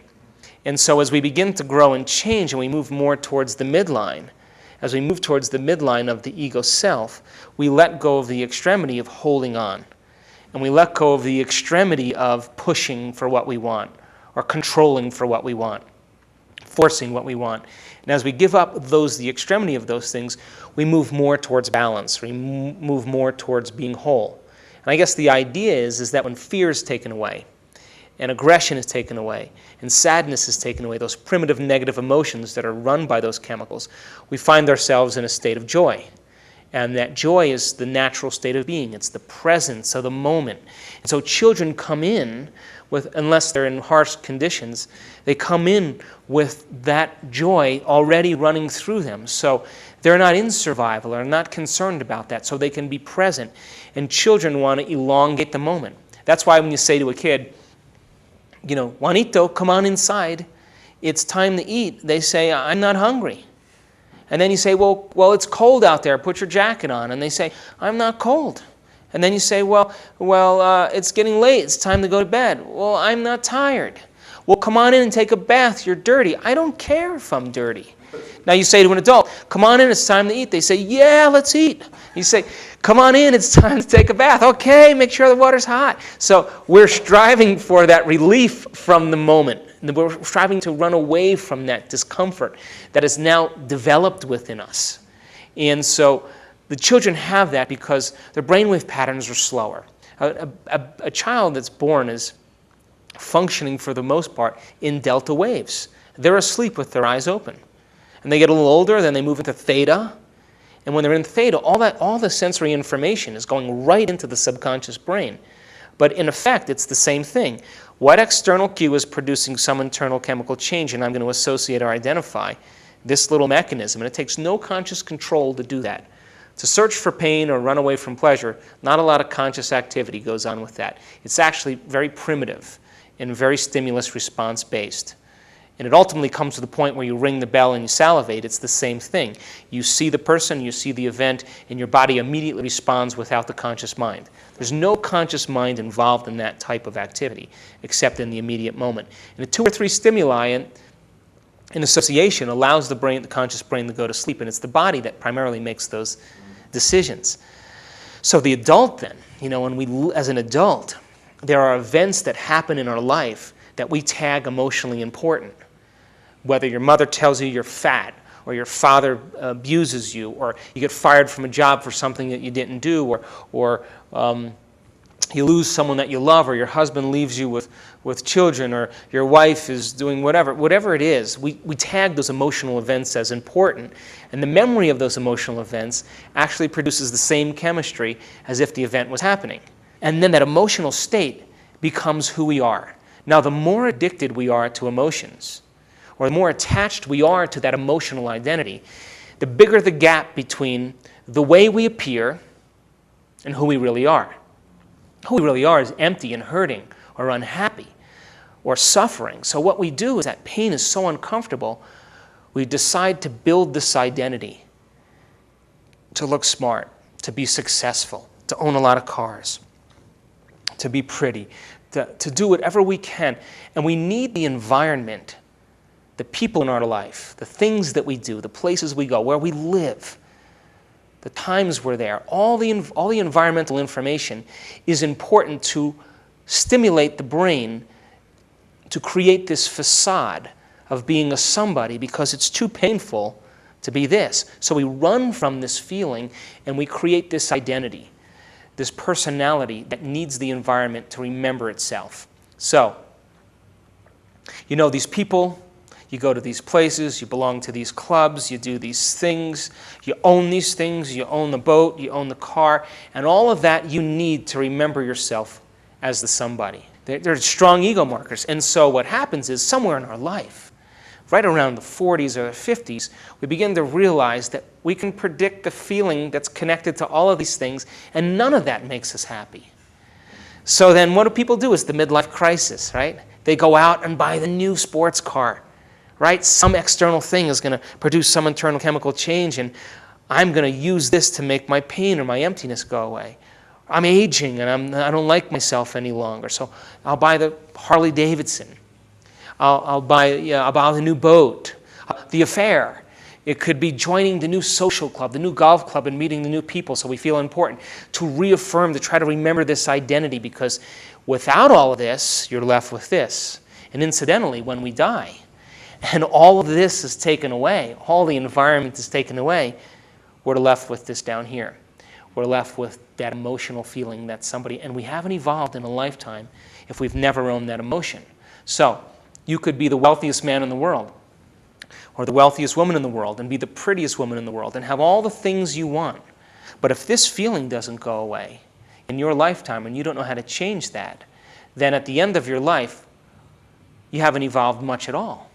So, the people who realize in the midlife crisis that the environment doesn't make them feel good, and by the way, it takes enormous amounts of energy to keep this all going.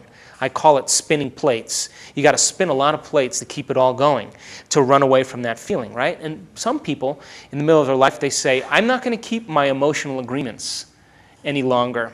I'm not going to keep my emotional connection to my husband. I'm unhappy. I'm going to just start not pretending that I'm happy any longer. I'm not going to be distracted by extraneous things so I can continuously run away from this. Some people say the game's up. I quit. And I don't want to keep it all going. And then they just stop their agreements, and they fall down to this person down here. Their family sees that. They take them to the doctor, and they give them a little Prozac, and next thing you know, they're back shaking hands and smiling and pretending like everything's okay. Now, those people who don't do that and the novelty of the sports car wears off, or the novelty of the affair wears off, or the novelty of the new social club, or going on vacation, when all that wears off, because when they come back and it's over, they're back to that same feeling. They go to the next level. And what is that? That's video gaming. That's drugs. That's alcohol. That's gambling. That's overeating. That's shopping too much. That's pornography. Anything, we'll use anything because people don't know what else is there to make this feeling go away. And as they search for things that are addictive, like drugs produce enormous chemical changes that make the person feel great. The problem is that the next time they use the drug, they need a little bit more because the receptor sites on the outside of the cells become desensitized. It's like living with a spouse that always yells at you. They got to yell a little bit louder to turn on your attention.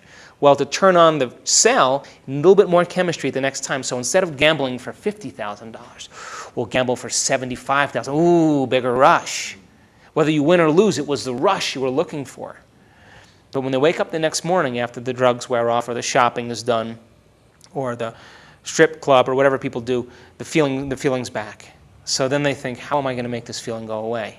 And so the external thing, with that internal chemical change, just like the baby who looks for milk, is a conditioning that goes on that allows them to become addicted. And so then this gap between the way we appear and who we really are becomes the very foundation of why people can't find happiness in their life. So this is why the law of attraction doesn't work for people, a lot of people, because they think they want to accumulate more things, right? To attract more things, and they think that'll make that feeling go away. The universal law does not work that way. The law of attraction will not work for that person until we look at that emotion instead of turning on the TV or getting on the computer or getting on the phone or playing a video game or getting on the internet or whatever people do to distract them, to say, what is this feeling? I'm unhappy. I'm empty. I'm suffering.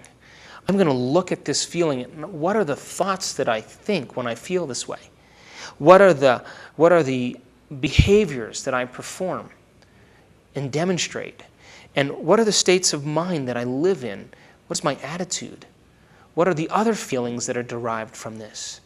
And let's make conscious all of those unconscious thoughts. Now the person is in the process of change. They're pulling out from the unconscious, subconscious, and bringing it to the conscious so that they can gain more control over it. Now, as they begin to make the steps for personal change and unlearning and relearning, what I call pruning and sprouting, the death of the old self and the cultivation of the new self, whatever we want to call that, that emotional memory that they've identified themselves as a personality could have been that same emotional memory from the time they were 12 or 13 or 15, and that's when their life stopped. And that they lived by that same emotion, and that same emotion has been driving their thoughts and behaviors for the last 20 or 30 years, and now they're running away from that feeling by doing all the things, being perfect, being smart, being good, trying to be right, being successful, whatever they do to run away from that feeling. But as we begin to address the feeling and unlearn that feeling, we get closer to how we appear as who we really are. And the energy that's been holding this in place is emotion. And emotion is energy. And as we do this, and we unlearn that emotion, we're releasing that energy back into the quantum field, back into our life. And that energy now can be reorganized into a new reality, into a new life. And so the unlearning process has its effects in the quantum field as well. It's not just so that we feel better, because energy and emotion and the thoughts that are driven by those emotions are the electromagnetic field that affect every single atom in our life. The thought driven by the emotion is the electrical charge, and the emotion driven by the thought is the magnetic charge. And that field that we create holds every single atom in our life in stasis or in movement. And so if you can see, if we start owning the emotion, or freeing ourselves from the emotions, or becoming unattached to the emotion, that's energy now, and electromagnetism and thought that is now released as pure energy to be reorganized into our life. Now, if we can then take that energy and begin to think in new ways and begin to feel in new ways and create an elevated state of self, so we should see some measurable changes in our life. In other words, we should have feedback from our world, from our reality, that is measurable as a result of our intentions, our behaviors, and our feelings. And that should come in a way that we can't predict. It should be surprising. The greater mind should organize that event for us. All we have to do is unhook ourselves from that frozen state and begin to become neuroplastic and loose. And so we become scientists in our life then if we play this game properly. Because we can begin to track our thoughts and our emotions, our thoughts and our feelings, with the electromagnetic field that we're creating. And if we're maintaining that modified state of mind and body for our entire day, there should be something different that shows up in our world, if not that day, within a certain period of time. And we don't have to force that. All we have to do is live in joy. Because by living in joy, we already said that it's already here. We've already accepted that the outcome has happened, and that's the magnet. Joy is the magnet that draws the events to us.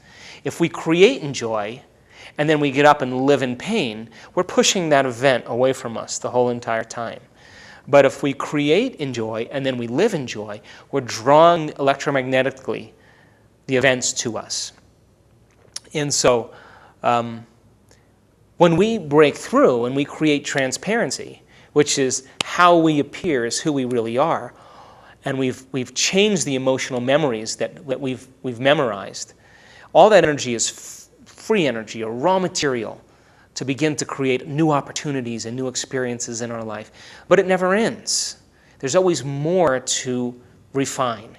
There's always more to get better at. And when we're like this or close to this, and how we appear is who we really are, and we're happy because we've broken through the chains of our emotional addictions or our emotional habits. And we've gone on when the body has said, I'm tired, or I don't want to do this, or you can start tomorrow, or I don't feel like it. And we've persisted on and we've broken through. That's when true joy and true self-love is made manifest. And when it's made manifest in that way, and we love ourselves for what we've overcome, then we're happy without the environment. And when we're happy without the environment and we're flourishing and it's moving through us, that's when the law of attraction really works now, because we don't need the environment or things any longer to make us happy. And when we don't need them anymore, that's the moment it happens.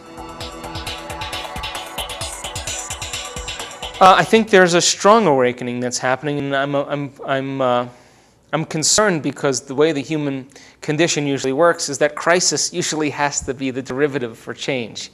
There has to be breakdowns in systems before there's revolution, because we live in a culture where comfort is so important and convenience is so necessary, and corporate choices in corporate America has pretty much lulled us to sleep.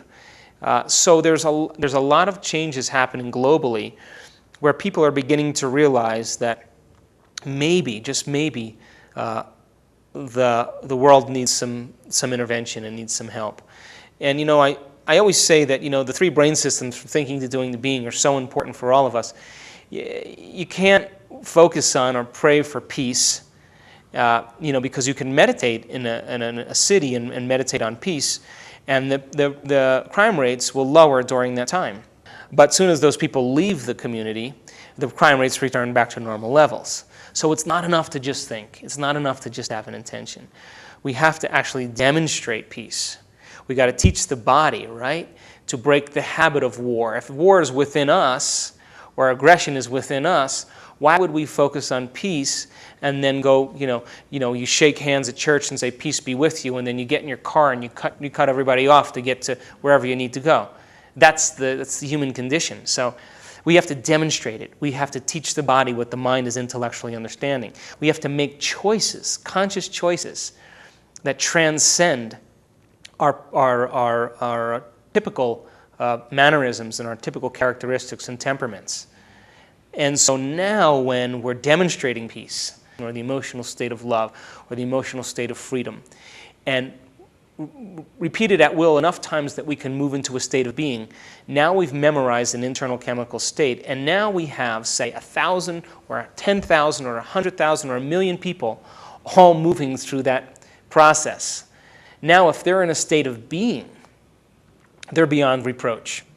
They're beyond control. No corporation is going to have them compromised because they're in a state of being that's worked for them. No comfort, bribery of comfort is going to be of interest to them because they've made it to a point of being. And when we're in a point of being, we've mastered it. We've mastered ourselves. And so I think humanity needs to go through the process from thinking to doing to being. And as I said in my lecture on Sunday, I don't know why, the only thing that I want material is an electric car. Well, because I have a problem with oil, and I have a problem with global warming, and I have a problem with the wars and the way things are working. But I could never stand up and fight for those things if I'm driving a gas car. But if I have solar panels and I have my electric car and it needs no gasoline at all, now I've made choices that are consistent with my thinking. Now my intention is in alignment with my behavior, or my behavior is in line with my intention, or my actions are equal to my thoughts. Now my body's getting involved. And if I'm making those choices, and I'm able to make consistent choices within that realm, I will move into a state of being that's beyond reliance. So now if you tried to bribe the person who's done that, if you tried to manipulate them in some way, or tried to cash them out, or do something to control them, that person is in a state of being, and there's nothing that you can do that can move them from that. Imagine 3 billion people in that state of mind. What kind of world we would have. So a leader is someone who has their thoughts and their actions aligned, their mind and their body working together. A politician who has the mind saying one thing and their body doing something else.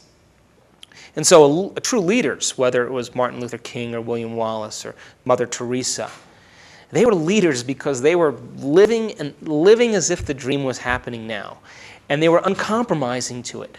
And it didn't matter what was happening in their environment, the circumstances. It didn't matter if someone was threatening their life with their body. They didn't even care about the body. It didn't matter how long it took.